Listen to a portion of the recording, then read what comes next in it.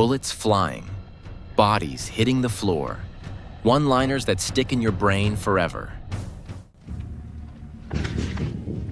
I'll be back.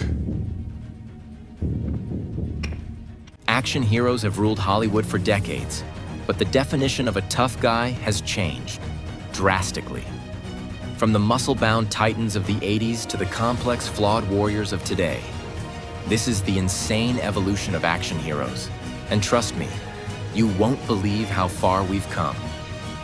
Today, we're diving into the blood, sweat, and explosions that shaped action cinema. This isn't just a history lesson. It's a backstage pass to how Hollywood rewrote the rules of badassery. So strap in, because we're going full throttle. Chapter 1. The Golden Age of Muscle. The 1970s and 80s were the era of raw, unfiltered testosterone. Studios didn't just want actors, they wanted human tanks. And nobody embodied that better than Sylvester Stallone. Rocky Balboa wasn't just a boxer. He was the underdog who made brute force heroic. But then came Rambo, and oh boy, things escalated. Stallone's Rambo was a PTSD-ridden war machine, a symbol of America's conflicted feelings about Vietnam. But audiences didn't care about politics. They just wanted to see a shirtless guy with a bow take down an entire army. Then there was Arnold. The Terminator wasn't just a movie. It was a declaration. A robotic killing machine with the charisma of a bodybuilder. "I'll be back" wasn't a line, it was a threat. And let's not forget Bruce Willis in Die Hard. John McClane wasn't a super soldier, he was just a cop in the wrong place at the wrong time, bleeding, cursing, and outsmarting terrorists. He made vulnerability cool. But the 80s weren't just about solo acts. Teams like the A-Team and Predator's Elite Squad showed that brotherhood and banter were just as important as body count. These guys didn't just fight villains, they cracked jokes while doing it. Chapter 2. The 90s bigger, louder, more explosions. If the 80s were about muscles, the 90s were about excess. Bigger guns, bigger stunts, bigger everything. Enter Jackie Chan, a man who treated his body like a crash test dummy.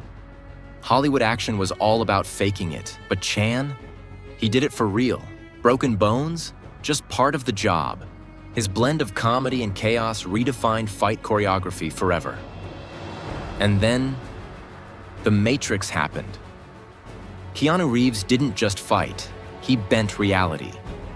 Wire fu, bullet time, leather coats. This wasn't just action, it was a revolution. The Wachowskis made philosophy cool, and suddenly, every movie wanted to be deep while blowing stuff up. But the 90s also gave us a new breed of anti-hero. Wesley Snipes as Blade proved vampires could be badass. And let's not forget Nicolas Cage in Face Off, a movie so insane it had two A-list actors swapping faces and chewing scenery like it was their last meal. Meanwhile, women were finally getting their due.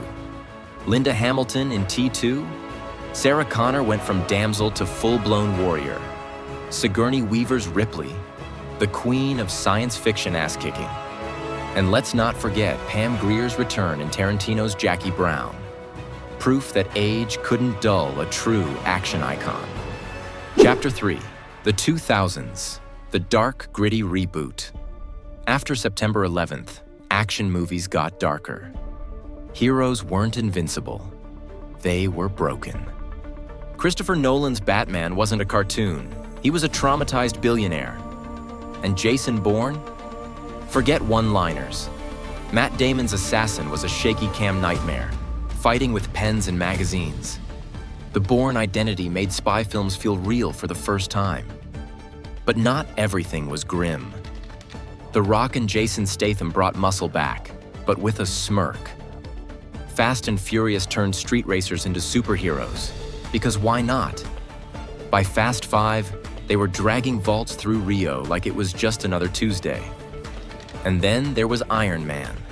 Robert Downey Jr. made snark the new superpower, proving heroes could be flawed, funny, and still save the day. The MCU didn't just change action, it swallowed Hollywood whole. Video games also began influencing action cinema in this era.